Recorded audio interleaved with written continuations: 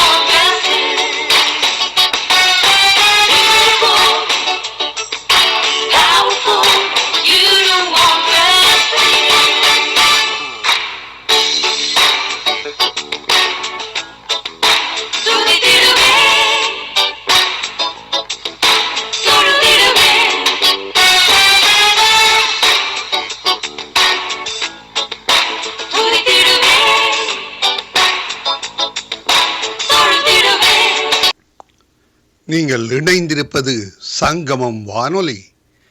Destiny in Jesus Christ Tamil கிறிஸ்தவ வானொலி கனேடிய மண்ணிலிருந்து ஒலிபரப்பாகிறது. மார்க் 16:15, மத்தேயு 24:14 வசனத்தின்படி இயேசு சீசர்களை நோக்கி, நீங்கள் உலகெங்கும் போய் சர்வ சிருஷ்டிக்கும் சுவிசேஷத்தை பிரசங்கியுங்கள். ராஜ்யத்தினுடைய இந்த சுவிசேஷம் பூலோகமெங்குமுள்ள சகல ஜாதிகளுக்கும் சாட்சியாக பிரசங்கப்படும். அப்பொழுது முடிவு வரும் என்ற வசனத்தின்படி ஆத்துமாக்களை பரலோகத்தில் சங்கமிக்கும் வானொலி சங்கமம். சங்கமம் சங்கமம்.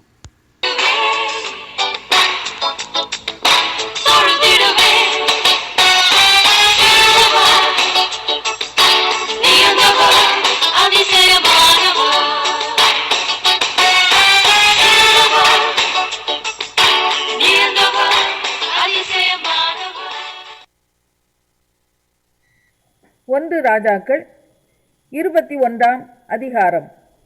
இவைகளுக்கு பின்பு யெஸ்ரயேலனாகிய நாபோத்துக்கு யெஸ்ரயேலிலே சமாரியாவின் ராஜாவாகிய ஆகாபின் அரமனை அண்டையில் ஒரு திராட்சை தோட்டம் இருந்தது.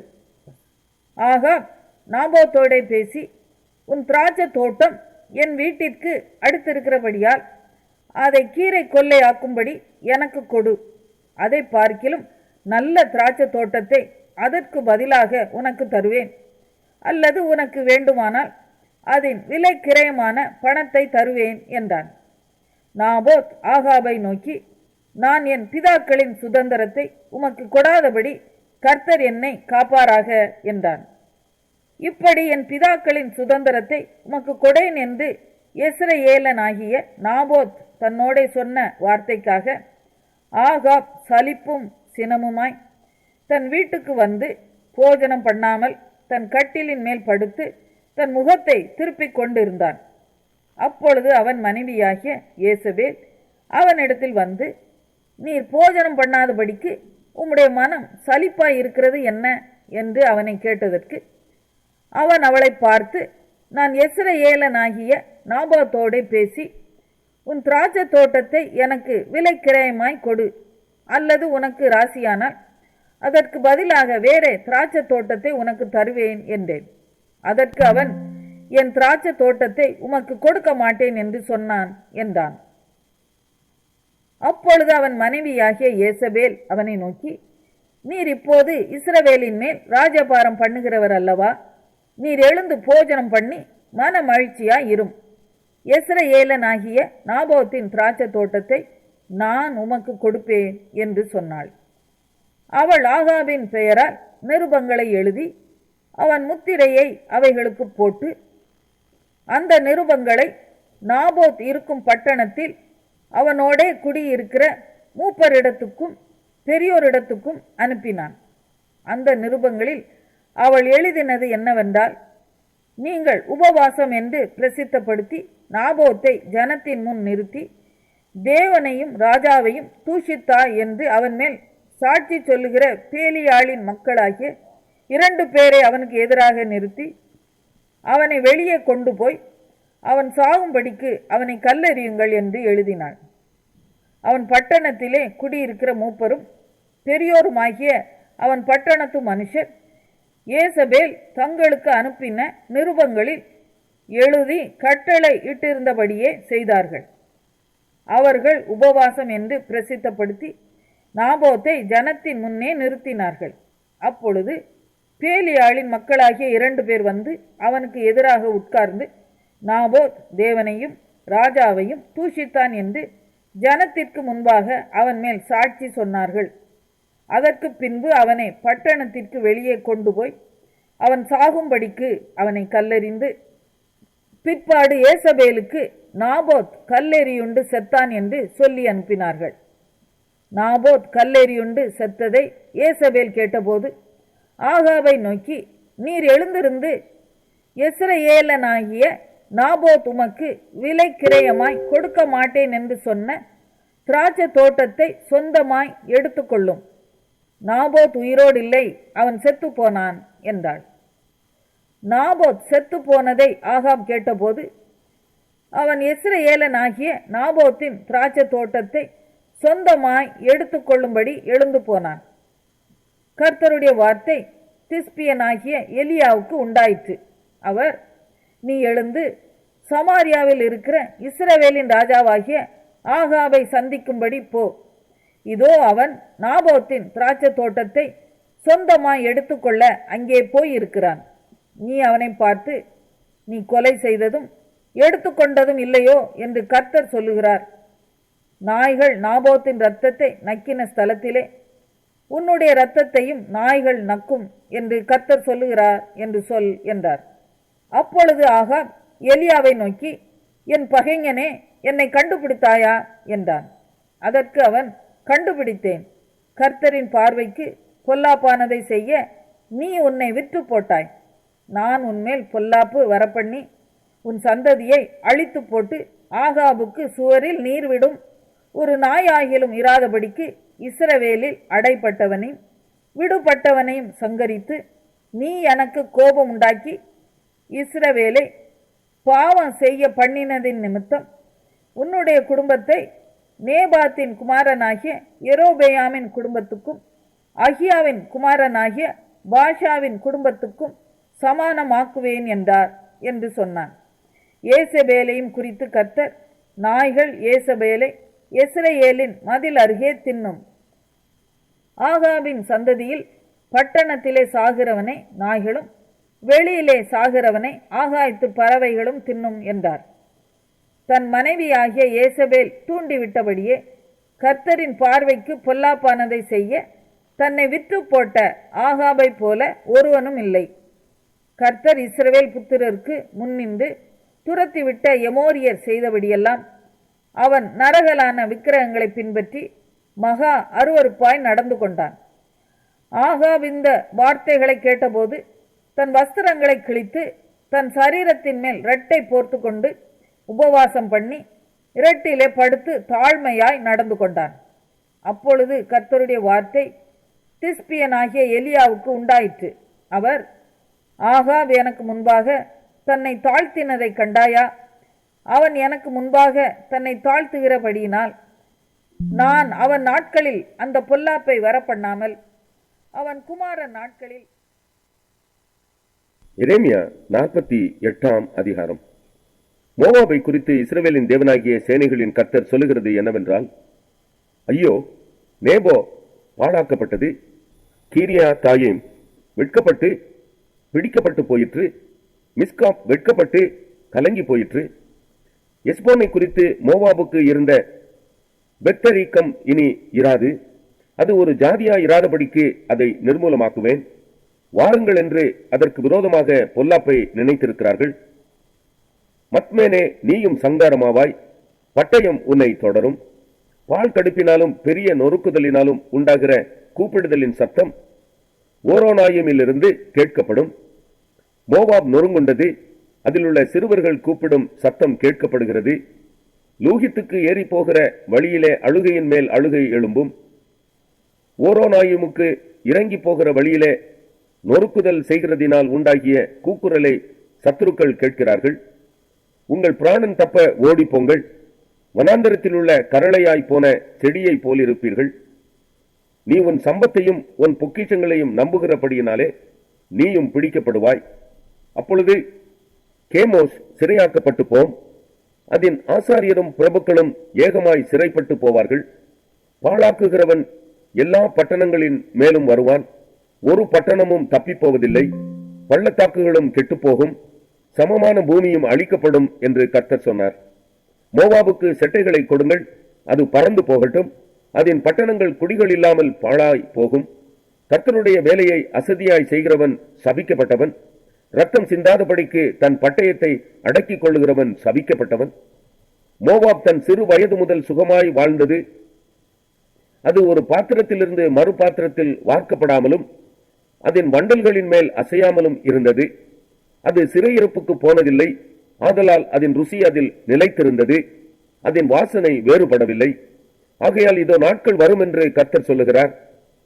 அப்பொழுது கவிழ்த்து போடுகிறவர்களை அதற்கு அனுப்புவேன். அவர்கள் அதை கவிழ்த்து அதன் பாத்திரங்களை வெறுமையாக்கி அதன் ஜாடிகளை உடைத்து போடுவார்கள்.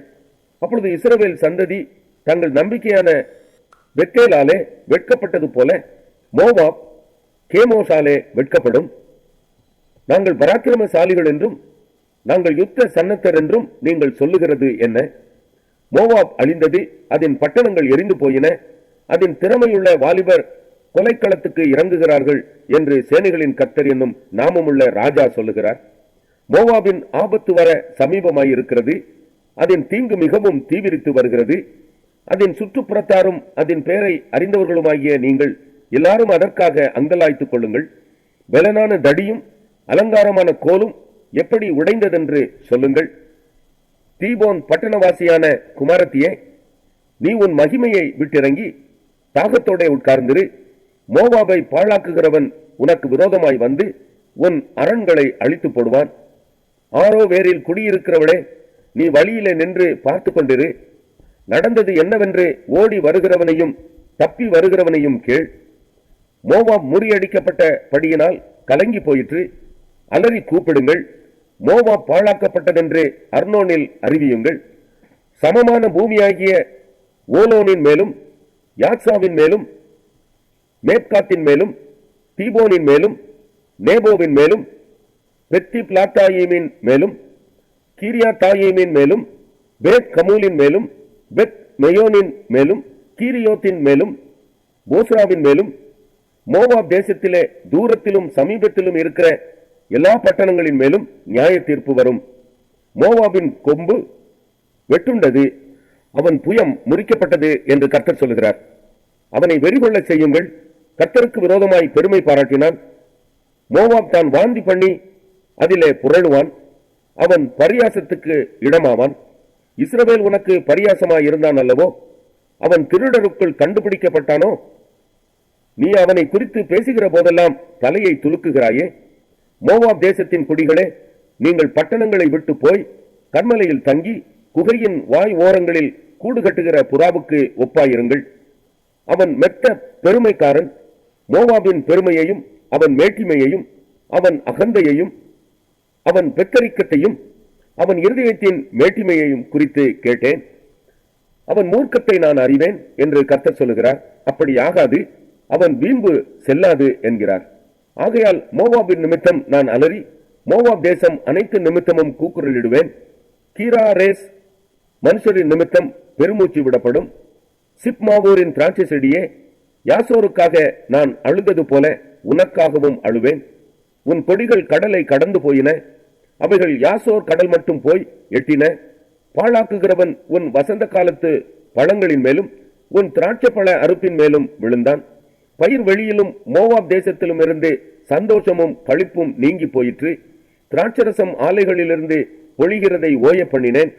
ஆலையை மிதிக்கிறவர்களின் பாடல் இல்லை, அது ஆரவாரமே அல்லாமல் ஆலை மிதிக்கும் பாடல் இல்லை. எஸ்போன் துவக்கி ஏலையாலே மட்டும் யாகாஸ் வரைக்கும் உண்டாகும் கூக்குரலின் நிமித்தம் அவர்கள் 3 வயது கடாரியை போல் சோவார் துவக்கி ஓரேனாயும் மட்டும் சத்தமிடுவார்கள். நிம்ரீமின் ஜலங்களும் வற்றி போகும். மோவாப் தேசத்து மேடைகளில் பலியிடுகிறவனையும் தன் தேவர்களுக்கு தூபம் காட்டுகிறவனையும் ஓய பண்ணுவேன் என்று கர்த்தர் சொல்லுகிறார். ஆகையால் மோவாபின் நிமித்தம் என் இருதயம் நாகசுரம் போல் துயரமாய் தொனிக்கும். கீராரேஸ் மனுஷரின் நிமித்தமும் என் இருதயம் நாகசுரம் போல் துயரமாய் தொனிக்கும். அவர்கள் சம்பாதித்த ஐஸ்வர்யம் அழிந்து போகிறபடியினால் அப்படி தொனிக்கும். தலைகள் எல்லாம் மொட்டையிடப்படும், தாடிகள் எல்லாம் கத்தரிக்கப்பட்டும் இருக்கும். கைகளில் எல்லாம் கீறுதல்களும் அறைகளில் ரெட்டுடுப்பும் உண்டு. மோவாபின் சகல வீடுகளின் மேலும் அதன் தெருக்களிலேயும் ஏக புலம்பல் உண்டாகும். ஒருவரும் விரும்பப்படாத பாத்திரம் போல மோவாபை உடைத்து போட்டேன் என்று கர்த்தர் சொல்லுகிறார். மோவாப் எவ்வளவாய் முறிந்து போயிற்றென்று அலறுகிறார்கள். அது முதுகை காட்டி எவ்வளவாய் வெட்கப்படும். இப்படி மோவாப் தன் சுற்றுப்புறத்தார் அனைவருக்கும் பரியாசமும் திகைப்புமாயிருக்கும். இதோ ஒருவன் கழுகை போல் பறந்து வந்து மோவாபின் மேல் தன் செட்டைகளை விரிப்பான். கீரியோத் பிடிக்கப்படும், கோட்டைகள் கைவசமாகும். அந்நாளிலே மோவாபின் பராக்கிரமசாலிகளுடைய இருதயம் பிரசவ வேதனைப்படுகிற ஸ்திரீயின் இருதயம் போல இருக்கும். மோவாப் கர்த்தருக்கு விரோதமாய் பெருமை பாராட்டினபடியால் அது ஒரு ஜனமாய் இராதபடிக்கு அழிக்கப்படும். மோவாப் தேசத்தின் குடியானவனே, திகிலும் படுகுழியும் கண்ணியும் உன்மேல் வரும் என்று கர்த்தர் சொல்லுகிறார். திகிலுக்கு விலக ஓடுகிறவன் படுகுழியிலே விழுவான். படுகுழியிலிருந்து ஏறுகிறவனோ கண்ணியிலே பிடிபடுவான். அவர்கள் விசாரிக்கப்படும் வருஷத்தை அதன் மேல், அதாவது மோவாபின் மேல் வரப்பண்ணுவேன் என்று கர்த்தர் சொல்லுகிறார். வல்லடிக்கு தப்ப ஓடி போகிறவர்கள் எஸ்போனின் நிழலில் தரித்து நின்றார்கள். ஆனாலும் நெருப்பு எஸ்போனிலும் அக்கினி ஜுவாலை சீகோன் நடுவிலும் இருந்து புறப்பட்டு மோவாப் தேசத்தின் எல்லைகளையும் கலகம் செய்கிறவர்களின் உச்சன் தலையையும் பட்சிக்கும்.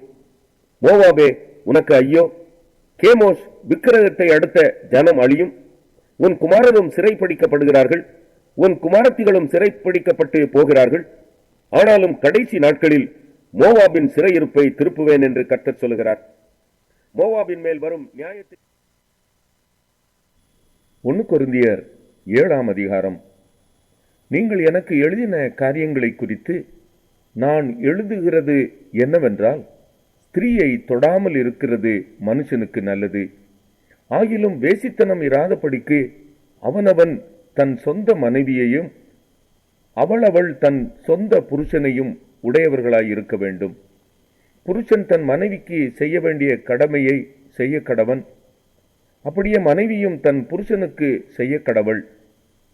மனைவியானவள் தன் சுய சரீரத்திற்கு அதிகாரி அல்ல, புருஷனே அதற்கு அதிகாரி. அப்படியே புருஷனும் தன் சுய சரீரத்திற்கு அதிகாரி அல்ல, மனைவியே அதற்கு அதிகாரி. உபவாசத்திற்கும் ஜெபத்திற்கும் தடையிராதபடிக்கு இருவரும் சில காலம் பிரிந்திருக்க வேண்டும் என்று சம்மதித்தாலன்றி ஒருவரை விட்டு ஒருவர் பிரியாதிருங்கள். உங்களுக்கு விரதத்துவம் இல்லாமையால் சாத்தான் உங்களை தூண்டிவிடாதபடிக்கு மறுபடியும் கூடி வாழுங்கள். இதை நான் கட்டளையாக சொல்லாமல் யோசனையாக சொல்லுகிறேன்.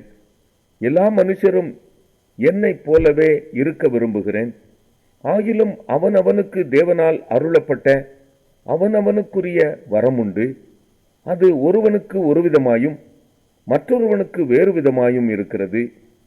விவாகம் இல்லாதவர்களையும் கைம்பெண்களையும் குறித்து நான் சொல்லுகிறது என்னவென்றால், அவர்கள் என்னைப் போல இருந்துவிட்டால் அவர்களுக்கு நலமாயிருக்கும்.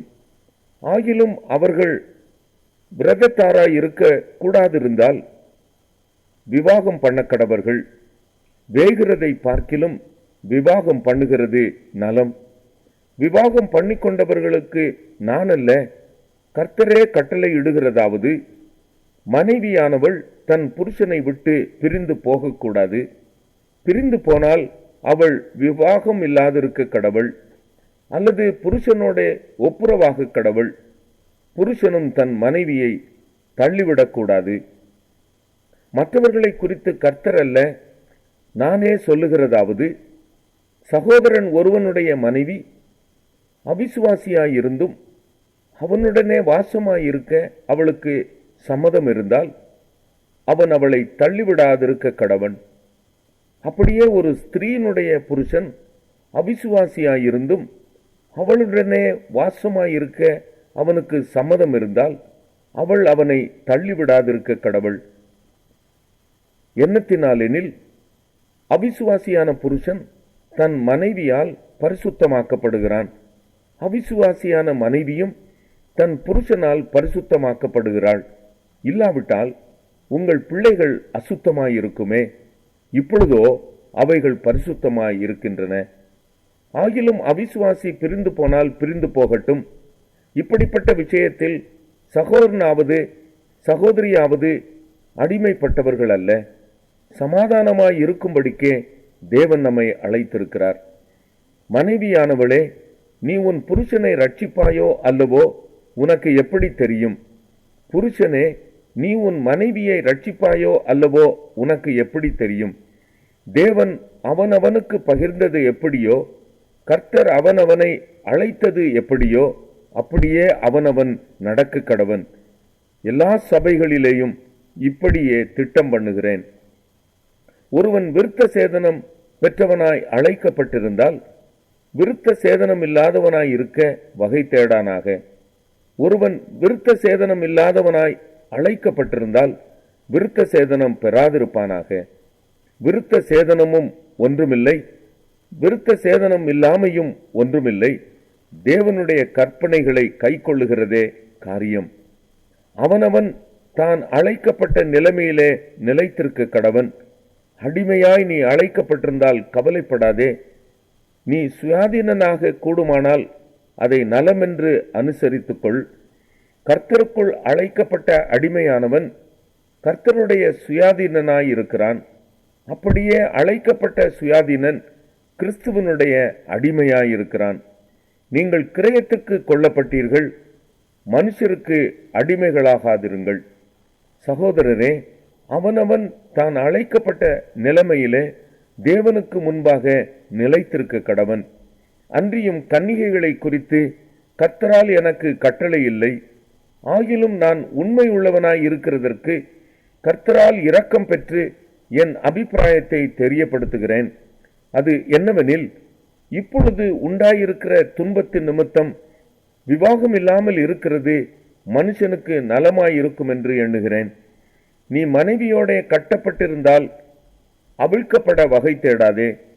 நீ மனைவி இல்லாதவனாயிருந்தால் மனைவியை தேடாதே. நீ விவாகம் பண்ணினாலும் பாவமல்ல, கன்னிகை விவாகம் பண்ணினாலும் பாவமல்ல. ஆகிலும் அப்படிப்பட்டவர்கள் சரீரத்திலே உபத்திரவப்படுவார்கள்.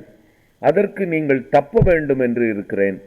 மேலும் சகோதரரே, நான் சொல்லுகிறது என்னவெனில், இனிவரும் காலம் குறுகினதானபடியால் மனைவிகள் உள்ளவர்கள் மனைவிகள் இல்லாதவர்கள் போலவும், அழுகிறவர்கள் அழாதவர்கள் போலவும், சந்தோஷப்படுகிறவர்கள் சந்தோஷப்படாதவர்கள் போலவும், கொள்ளுகிறவர்கள் கொள்ளாதவர்கள் போலவும், இவ்வுலகத்தை அனுபவிக்கிறவர்கள் அதை தகாத விதமாய் அனுபவியாதவர்கள் போலவும் இருக்க வேண்டும்.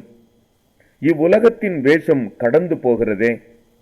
நீங்கள் கவலையற்றவர்களாய் இருக்க விரும்புகிறேன். விவாகம் இல்லாதவன் கர்த்தருக்கு எப்படி பிரியமாய் இருக்கலாம் என்று கர்த்தருக்குரியவைகளுக்காக கவலைப்படுகிறான். விவாகம் பண்ணினவன் தன் மனைவிக்கு எப்படி பிரியமாய் இருக்கலாம் என்று உலகத்திற்குரியவைகளுக்காக கவலைப்படுகிறான். அதுபோல மனைவியானவளுக்கும் கன்னிகைக்கும் வித்தியாசம் உண்டு. விவாகம் இல்லாதவள் சரீரத்திலும் ஆத்துமாவிலும் பரிசுத்தமாய் இருக்கும்படி கர்த்தருக்குரியவைகளுக்காக கவலைப்படுகிறாள். விவாகம் பண்ணினவள் தன் புருஷனுக்கு எப்படி பிரியமாய் இருக்கலாம் என்று உலகத்துக்குரியவைகளுக்காக கவலைப்படுகிறாள். இதை நான் உங்களை கண்ணியில் அகப்படுத்த வேண்டும் என்று சொல்லாமல், உங்களுக்கு தகுதியாய் இருக்கும் என்றும் நீங்கள் கவலையில்லாமல் கர்த்தரை பற்றி கொண்டிருக்க வேண்டும் என்றும் உங்கள் சுய பிரயோஜனத்திற்காகவே சொல்லுகிறேன். ஆகிலும் ஒருவன் தன் புத்திரரின் கன்னிகை பருவம் கடந்து போனதினாலே அவள் விவாகம் பண்ணாமல் இருப்பது அவளுக்கு தகுதி அல்லவென்றும் அவள் விவாகம் பண்ணுவது அவசியம் என்றும் நினைத்தால் அவன் தன் மனதின்படி செய்ய கடவன். அது பாவமல்ல, விவாகம் பண்ணட்டும். ஆயினும் அதற்கு அவசியத்தை காணாமல் தன் இருதயத்திலே உறுதியுள்ளவனாயும் சுய சித்தத்தின்படி செய்ய அதிகாரம் உள்ளவனுமாயும் இருந்து தன் புத்திரியின் கன்னிகை பருவத்தை காக்க வேண்டும் என்று தன் இருதயத்தில் தீர்மானிக்கிறவன் நன்மை செய்கிறான். இப்படி இருக்க அவளை விவாகம் பண்ணி கொடுக்கிறவனும் நன்மை செய்கிறான், கொடாமல் இருக்கிறவனும் அதிக நன்மை செய்கிறான். மனைவியானவள் தன் புருஷன் உயிரோடு இருக்கும் காலமளவும் பிரமாணத்தினால் கட்டப்பட்டிருக்கிறாள். தன் புருஷன் மரித்த பின்பு தனக்கு இஷ்டமானவனாயும் கர்த்தருக்கு உட்பட்டவனுமாயும் இருக்கிற எவனையாகிலும் விவாகம் பண்ணிக்கொள்ள விடுதலையாயிருக்கிறாள். ஆகிலும் என்னுடைய அபிப்பிராயத்தின்படி அவள் அப்படியே ஒரு வார்த்தை இருந்தது, அந்த வார்த்தை தேவன்தானே, அந்த வார்த்தை தேவன்தானே.